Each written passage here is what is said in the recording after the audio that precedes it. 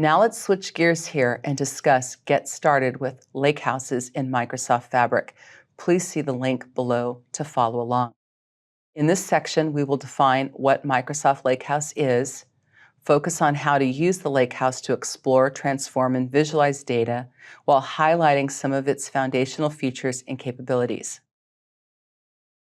What is a Lakehouse, you might be asking? It's data architecture in Microsoft Fabric that is used for storing, transforming, managing, and analyzing any type of data, all in a single location, formatted by default in the Delta Parquet format. With the Lakehouse, you can perform transformations, data analysis, and exploration. To perform transformations in the Lakehouse, we use Spark, especially to process large-scale data. Stay tuned for a later section on Spark for more details. For data analysis and exploration, a read-only SQL endpoint is created automatically for us when we create a Lakehouse. Another key element of the Lakehouse is that it supports ACID, atomicity, consistency, isolation, and durability. Transactions through Delta Lake formatted tables, which we will also explore a little later on in this section. It also can be scaled automatically and provides high availability and disaster recovery, along with supporting some of the latest AI technology with machine learning and predictive modeling analytics. The Lakehouse merges OneLake storage flexibility with the data warehouse analytics for a comprehensive analytics on a single SaaS platform. Notice OneLake on the left providing scalable and distributed file storage and its ability to support any type of data, structured, unstructured, or semi-structured, coupled with the data warehouse and its relational modeling and T-SQL querying capabilities. It provides a centralized location for data engineers, data scientists, and data analysts to access and utilize data. In Microsoft Fabric, you can create and configure a Lakehouse in the data engineering experience in any Fabric workspace. After creating a Lakehouse, you can load data in any common format from various sources, including local files, databases, or APIs. Here we see Fabric items that have been created when you create a Lakehouse. The creation of a single Lakehouse produces 3 named items in the Fabric-enabled workspace. A Lakehouse provides storage and metadata where you interact with files, folders, and table data as shown here. The SQL Analytics endpoint is a read-only option through which you can connect and query data using T-SQL. It has a familiar SQL Server Management Studio or SSMS-like interface structure as shown here on the left. A semantic model is an automatically created data model based on the tables in the Lakehouse. Power BI reports can also be built from the semantic model by clicking on Create a Report as shown here on the right. Under the visual, this data or even be shared with others. Loading or ingesting data into the Lakehouse is the first step in your extraction, transformation, and load or ETL process. You can use any of the following methods to bring data into the Lakehouse. Upload local files or import and transform data using Power Query Online or Dataflow Gen 2. You can also use notebooks with Apache Spark to ingest, transform, and load data, or you can use even data factory pipelines with the copy data activity. This data can then be loaded directly into files or tables. Consider your data loading pattern when ingesting data to determine if you should load all raw data or as files before processing or staging tables. More on this to come in later sections. Another way to access and use data in Fabric is to use shortcuts. What are shortcuts? Shortcuts are a great way to integrate data into your Lakehouse while keeping it stored in an external storage. Shortcuts are objects in a Lakehouse that point to other storage locations that can be internal, like pointing to another Lakehouse, warehouse, KQL database or dataset, or external, pointing to maybe something like Azure Data Lake Storage Gen 2 or Dataverse or a competitor's cloud. The shortcut is a symbolic link that is independent from the target. So if you delete a shortcut, the target remains unaffected. However, if you move, rename, or delete a target, the shortcut can break. Note that source, data permissions, and credentials are all managed by OneLake. When accessing data through a shortcut to another OneLake location, the identity of the calling user will be utilized to authorize access to the data in the target path of that shortcut. The user must have permission in the target location to read the data. Shortcuts can be created in both Lakehouses and KQL databases and appear as a folder in the lake. This allows Spark, SQL, real-time intelligence, and analysis services to all utilize shortcuts when querying data. Now let's look at some of the tools and techniques to explore, transform, and visualize data in the Lakehouse. One of our foundational options for working with the Lakehouse is Apache Spark. It uses Spark pools that execute our Spark code in a notebook, or for Spark job definitions that process data in your Lakehouse.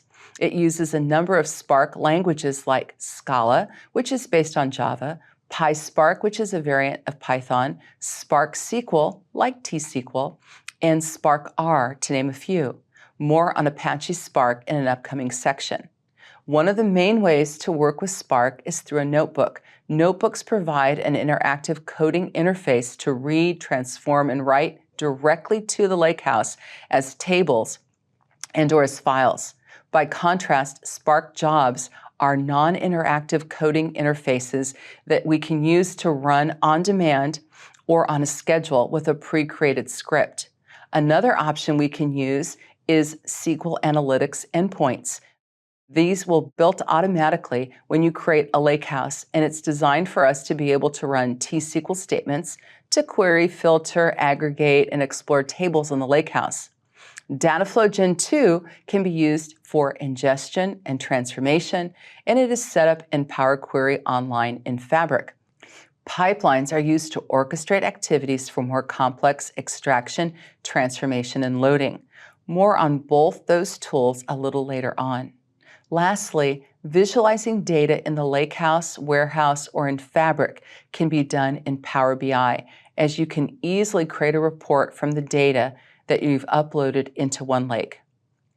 Now, let me take some time to show you a great exercise.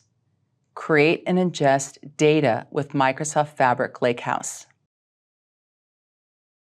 And let's start our first lab. First, I'm going to navigate out to app.fabric.microsoft.com. And once there, I'm going to go into Workspaces and create a new workspace. I'm going to call this workspace really anything I want to call it, but I'm going to call it DP-700 Lab 1. And I'm going to set this up. And this is an important point. I'm going to set this up with my Fabric capacity. So if I don't have a Fabric capacity, I could also use a 60-day trial. I would have to first get that trial before I could select it. But I have the Fabric capacity, so I'm going to select that. And then I'm going to make certain that I have it backed up into the capacity that I've created in Azure. So I have a Fabric capacity that I can use. And again, if you don't have that, you can use the trial. You will first have to get that trial for 60 days. And you can get that simply by going to our app.fabric.microsoft.com and selecting your profile picture up at the top there and choosing Start Trial. However, I'm going to use my Fabric capacity here. I'm going to apply it. And once I do that, what you will see is I have currently nothing in my workspace. I'm going to drag this up just a little bit so I have a little more space to work here. Then what I'm going to do is I'm going to go ahead and create a Lakehouse. So I'm going to click on New Item, and I'm going to look through many items here to see if I can find the Lakehouse. There is a Get Data section that we'll see a little bit later in some of our labs here. But we're going to start off in this area right here, Store Data. And there's an option right there for the Lakehouse. So this is one way for me to come into it. And then I'm going to call this Lakehouse DP-700 Lab 1. and I'll go ahead and create that. Now it's going to take it just a bit to do its creation. It'll create it with two main folders that we'll be using. One is tables and one is files. And what we'll note about those two tables is that there are a number of options with it. One is that the tables folder will ultimately contain our SQL semantics here that we can query against it. And it will have inside of it usually our Delta Lake files or our Delta Lake table. And the files folder will normally have data that we are ingesting, files that will be stored here that aren't associated with the Delta tables up in the tables folder. And we could also, of course, create some shortcuts here, which we'll do in a little bit too.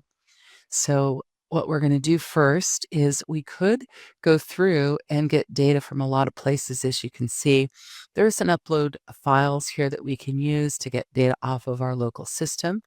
There's also a start option here with sample data that you can upload. You can create a shortcut, which we'll see that shortly. You can also upload by creating a new, or you could use an existing data flow Gen 2, and then same thing with the pipeline. So what I'm going to do is I'm going to create a little bit of structure here before we upload some of our files. And what I'm going to do is I'm going to create some folders. So I'm going to go into the files folder there. I'm going to click on the ellipses, and I'm going to go ahead and select the option to create a new subfolder here. I'm going to call it data. And let me go ahead and create that. Then what I'm going to do is I'm going to upload into that data folder. Now, in order to do an upload, we do have the sales CSV file that is available for you to download.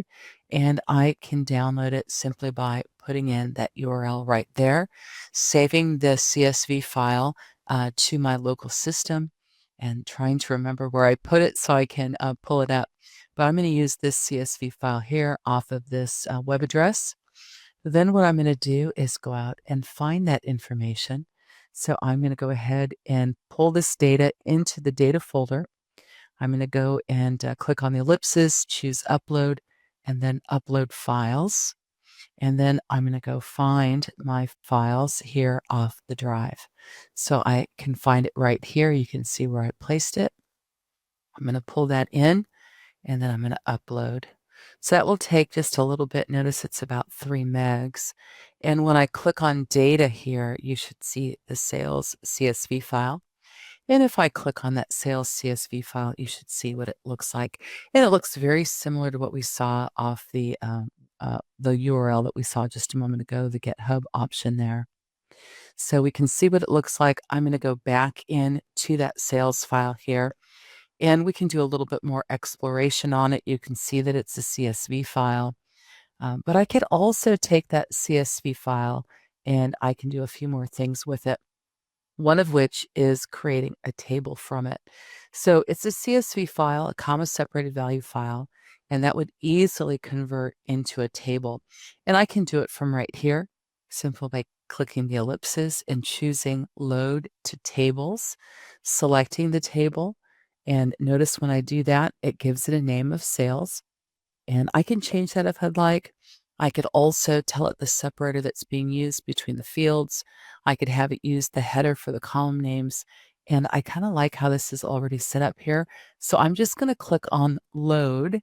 And when I do that, it's going to take it a moment, but it's going to add that table from that CSV file as a delta table into the tables section. And we'll see that momentarily here. So we'll give it just a moment. There it is right there. And then I could go in and look at it if I'd like. There's the sales table, and it's going to be formatted as a table as opposed to being formatted as a CSV file. And it looks pretty good. Okay, so that looks good. So you can see that table has a little triangle against it. It's a delta table. If I expand it, you can also see that we can have note of all the fields that are there and the data types. So that could be helpful. So we saw at least one way to pull data in to our lake house, we will also take a closer look too at the fact that you can create a shortcut. So before I do that, I'm going to go down here into my data area. And what I'm going to do is I'm going to click on this again, and I'm going to choose New Shortcut. And right here, you can see other ways that you can connect to data. The shortcuts would leave the data where it's at, and we're going to use the shortcut to be able to use it here inside of Fabric.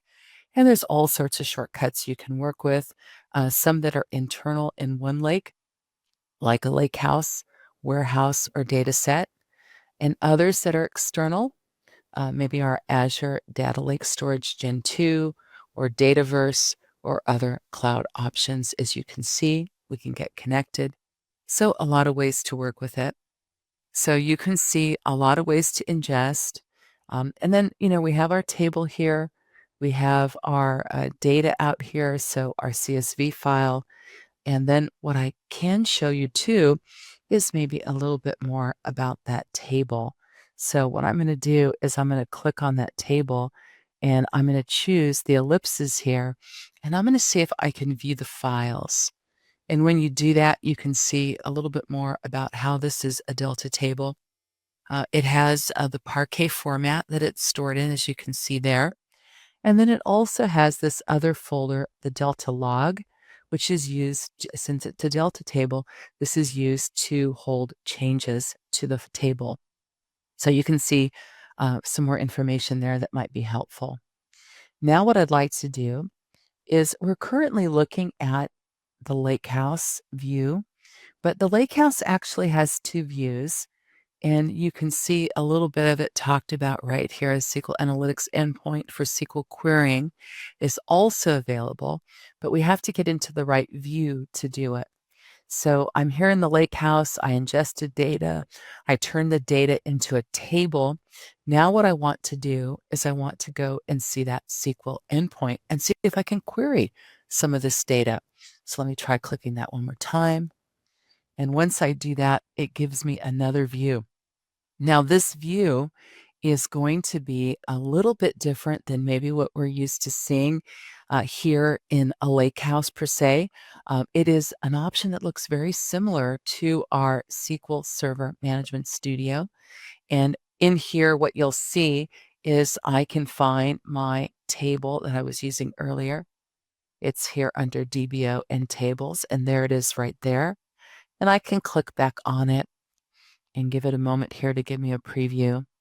And I have other options that are here, as you can tell. I can work with views, functions, stored procedures here.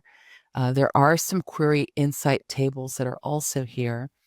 And we will take a look at the model layouts in a bit here. But what I'd like to do right now is see if we can run a query. So you can do this a couple different ways. One way is I'm going to go up to New SQL Query, and I can use a visual one. I can also run a query in a notebook, and you can also do it through just writing pure T-SQL. So I have a snippets file that you can use to get this text that I'm going to paste in right now. And that snippets file is from right here. And you can see the path on that, so you can download that from our GitHub there. I'm going to go back to Fabric. And when I click in Fabric, again, what I'm going to do is I'm going to go ahead and run this query. Now, as you can see, this query does a number of things here. This query is going to go ahead and select the item field and also create a new field called revenue that is going to multiply quantity times unit price by summing it. So summing quantity times unit price. And it's getting all this information from our sales table.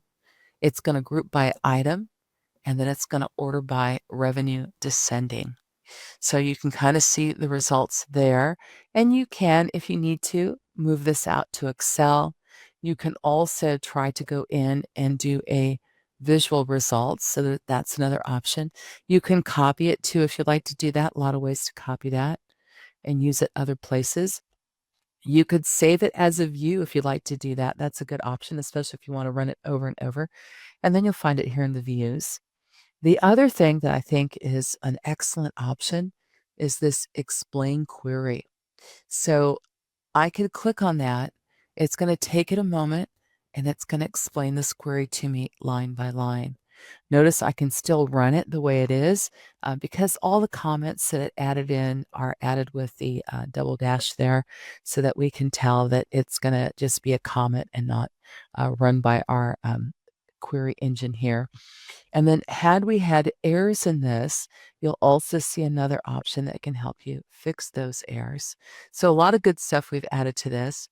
We also have an option, instead of going through and writing the query out, what if we were to go in and do a visual query? So the visual query is an excellent option. And to do that, you have to work with this design surface right here. So I'm going to go find my sales table. And there's a little bit of a trick to this. I know sometimes people have a little bit of a hard time doing this, where they just click and drag very quickly. What you want to do to make this work is you want to click hold and then drag and then release. If you do it too fast, where you're just clicking and dragging across and not really getting a hold of it when it's in the list there, sometimes it's not going to drag to the design surface. So notice here when we've dragged it to the design surface, you can see the result of it down below. You can see that we could save it as a table if we wanted to do that. That could be handy if we needed another table. Maybe we do a modification in the query here and then save that results as a table. That would be handy. Maybe we could download it to Excel. Maybe we want to visualize it right now. So we will visualize it at the end, but we'll do it with Power BI, which will be fun. So here, what I'm going to do is I'm going to make a little bit of a change to the fields that I have available down here. So I'm going to click this plus sign. And as you go through the list here, you can see a number of things that you can do to write this query visually. One of the options is I'm going to choose columns, and then I'm going to go through the list. I'm only going to select a couple here. So what I want it to do is I want it to select the sales order number and then also the sales order line number. So I'm going to select both of those. I'm going to click OK. And then we're going to see our result set reduced down there. So now I have that. And I have over 99 records. And I also have 2 fields, as you can see. So now I'm going to add a little bit more to this. And I'm going to go into transform. And I'm going to have it transform using group by. Kind of a fun way to use group by here. And I'm going to choose the option here off of basic. There is an advanced option too that you can use, but basic is the one we'll need for this. And I'm going to have it group by our sales order number. And I want it to create a new field that's going to be called line items when we do our group by order number. And then I want it to, for the operation here, to count distinct values. So let's do that. And this distinct value column is going to be our order line number. So I'm just going to check this very quickly. I'm going to go ahead and click OK.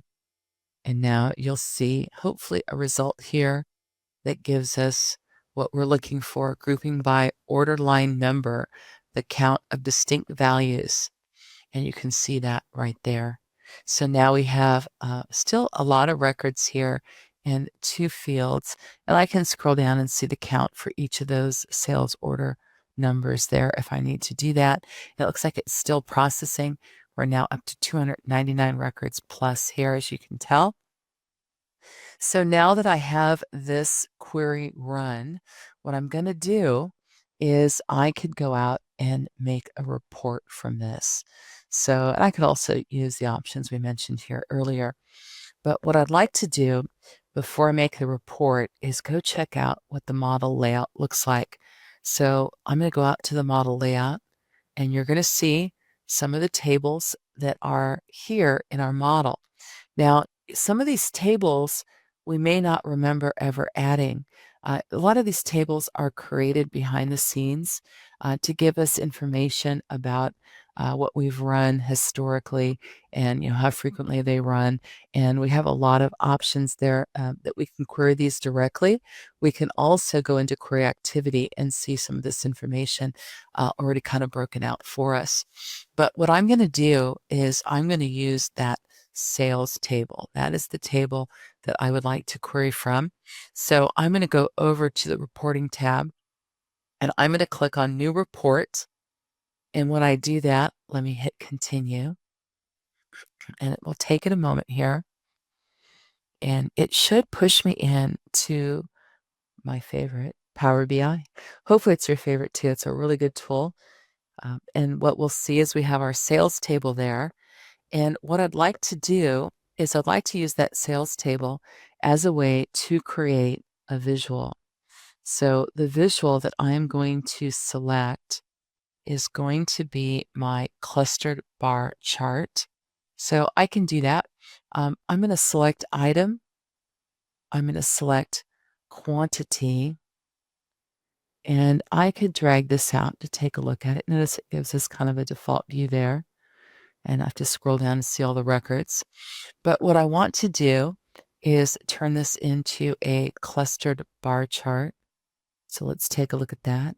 That doesn't look too bad there. It looks pretty nice. And I can drag this out, as you saw, make changes to it. So there you have it. We went all the way through and we created our lake house. We uploaded data into the lake house. Then we queried the lake house and created a report.